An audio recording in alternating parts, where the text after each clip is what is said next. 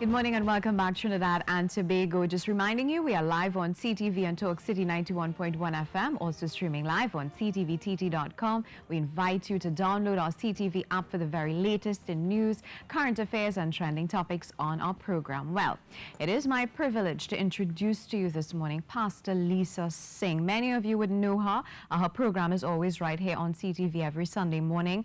I actually am a big fan, as I was telling her during the break. She's a senior pastor at Heavenly Grace Ministries in Queens, New York.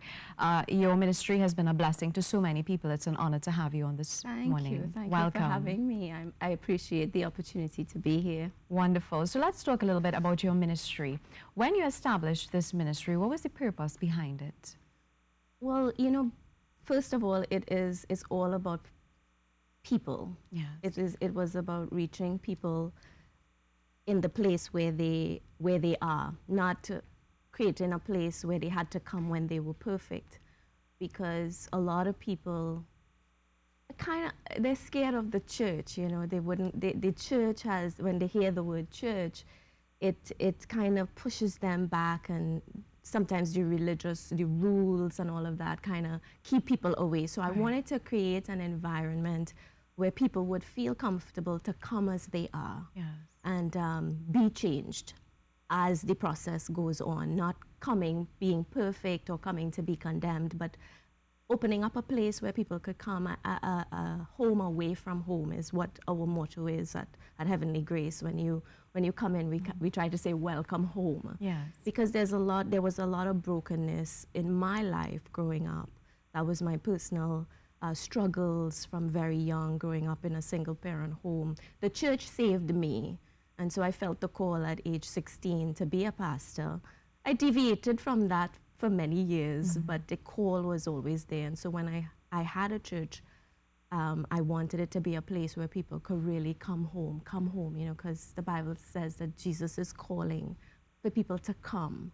And that's what my whole aspect or concept of the church was, that people will come home, come as they are, come wherever you are, however you are. You would come to this place called Heavenly Grace and find like a family there. So that pretty much was it. That was the starting point of my thought for church. So it was a testimony. It's something that you saw that God filling a need and, gapping or bridging a gap that existed in your life. Absolutely, absolutely. You know, you go through things in life not just for, it's not random. There is always a purpose in the pain. There is a purpose in the struggle. There is a purpose. I couldn't see that at that time, of course. I was like angry with God. Why am I going through this, etc. But in hindsight, as you grow, you recognize all of this could really help somebody. And that's what people are looking for. You know, I patterned my ministry after Jesus, the way he did ministry. It was simple. It was relatable. Yes. You know, people want to know that you have been there. I've gone through this. I know what rejection is. I know what it feels like to be alone. I know what it feels like to be insecure. They don't want someone just giving them some rules. And that's how Jesus did ministry, and that's pretty much how I do it. You know, it's wonderful because just probably a month or so ago, we had Evangelist Deborah Francis from Jamaica here. And one thing she said that stood out, she said, how can I tell a hungry man it will be okay if I myself did not experience hunger? Exactly. That is absolutely it. You are talking about your personal experience and you're sharing your testimony and telling others, guess what? This can be you also. Yeah. Transformation. I love that. That's what I do best. Yes. And that's what it is being able to relate. You know, Jesus sat and he talked about issues of life. He had the certain rules or whatever, but he would sit and talk about why are you worrying? Why are you worrying about tomorrow? You know, things that was practical, and people are looking for a practical answer. We could tell them Jesus is the answer, and he is, but they want to know how. How can I pay my bill when I'm going through something? How does Jesus help me in this situation? How do I cope with a home that is broken? How do I deal with an alcoholic partner? Things like this people are really going through, and real issues. And that's that's what I love to do. That's my passion, you know. It's wonderful, and it shows your passion, shows even in your sermons. So let's talk a little bit about some of your achievements. In addition to pastoring the church, you have 3 books out, and these are the books that you have here. Yes, Words, They Become You, Created on Purpose, for Purpose, and this is my most recent piece, Issues of the Heart. It's a devotional. Yes. What sort of issues do you address in that book? Well, it talks a lot about looking back, the past, you know, forgetting the past, don't look back, things that, because a lot of people are stuck in the past, things that have happened to them. They've gone through some rough times and they just can't, don't know how to get past it. God is taking them into something new, but because they keep looking back, they can't let go of that abuse, they can't let go of that divorce, they can't let go of the condemnation, things that they did wrong.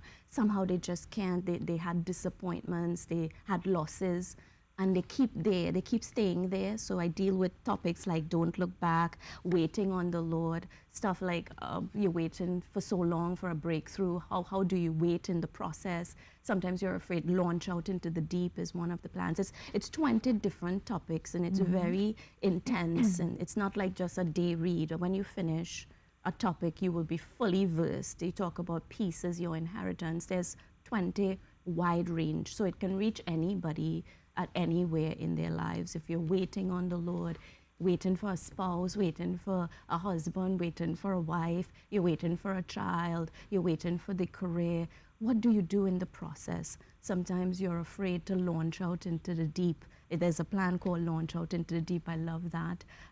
There's a plan called Divine Separation. There comes a time when you have to, there's toxic people in your life. How do you, and you keep staying because you feel you're a Christian and you have to do that, but it's killing you, you know? Yes. So we talk about that, being able to separate from something, groups of people that is not influential in your life or bringing you down. So there's a wide range of topics here. It's very good. It's a very good read for anybody, anywhere in their lives. And a lot of what you wrote had to do with your personal experience as well? This is actually 8 years of my teachings combined in this devotional.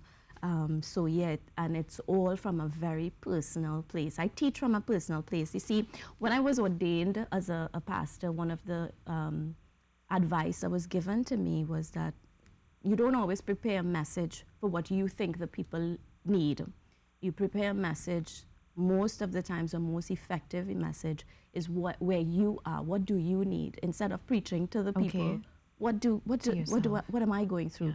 So most of my messages come from a place where I was at that time, or what God was teaching me, and so I write from that place. Wonderful. Yeah, and these books also are tell amazing. us about the first one. This is my first book, Created on Purpose, for Purpose. This is very, I write personally, like I use all my personal experiences. So if someone has gone through a lot in their lives and still trying to find who they are, this book is it. If you're looking for your God purpose, how do I get through to do what God has called me to do, even though I had a life of pain or a life of disappointments or a life of hurts? This can bring you out of it. It's a very good read in finding your purpose. And this one, this is very powerful. Yeah, words. Words, They Become You. It's based on the principle of speaking. And I have some of my own personal experience, what I went through and how God taught me that some of the things I was experiencing in my life was as a result of what I was speaking. I was speaking a lot of death, a lot of negativity, and God started to open up the concept of words and how powerful they are. If you're not aware, we speak 16,000 words a day, and words never disappear. And then women probably speak double that. That's right, I have it right here. We speak about 20,000, my God. And so this book, at the end of every chapter, there are creative prayers so that you can pull them out and pray them personally. It's a journey. It doesn't happen overnight, you know. You don't just start speaking. It's been how many years we've been speaking negative. We've been prone to speak that way. Yes. We say, I'm dying to eat a piece of cake. Yes, right? yes. And we don't realize what we're saying. If you're dead, you can't eat it. So we have to retrain ourselves, and it takes a while. To speak life. Yeah, so you say, now I say, I'm living to eat that cake. Wow. And you'd say to someone, I love you to death. Oh my gosh, no. So now I say, I love you to life. I tell my husband, Wow. I love you to life. So we have to reprogram. A lot of kids are going through, and I went through that myself growing up, words that were spoken over my life shapes the way you think. And I always heard, well, you're not good enough, or you're stupid, or you'll never make it. And those words really, really shape the lives of people. And we have to be very careful, parents, leaders, teachers, how important and influential we are with the way we speak. Wonderful. Words are powerful. They never disappear. Wow. Where can we get your books? Where are they Okay, available? all three of these are available on Amazon.com if you're a e-reader. You can get it on Kindle. And also if you want the actual copies, Amazon.com. All three of them.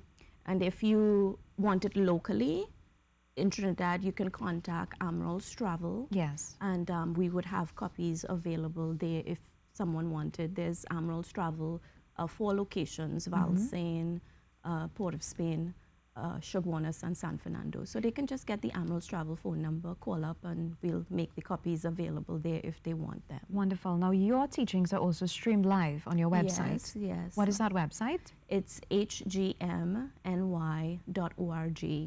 And your church, you have an app? I have an app, Wow. HGMNY.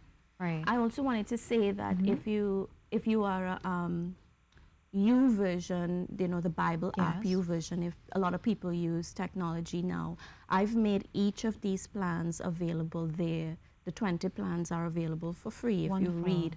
That platform has experienced 350,000 downloads and completions That's of these wonderful. plans. Wow. So if you're on the YouVersion, you don't have time to pick up the whole book, but I would recommend the book because there's a place to write, reflections, etc. Great. So, Where's your church located exactly in New York? 14114 Rockaway Boulevard, New York. Wonderful. And you're visiting Trinidad? Oh yes, I'm visiting. Actually, I'm speaking. I'm a keynote speaker at a women's conference that's happening. It started last night at Divine Encounters Ministry International. Okay. Tonight, I'm speaking at 7 p.m. It's going to be fantastic. Women, we're just going to address the needs of women.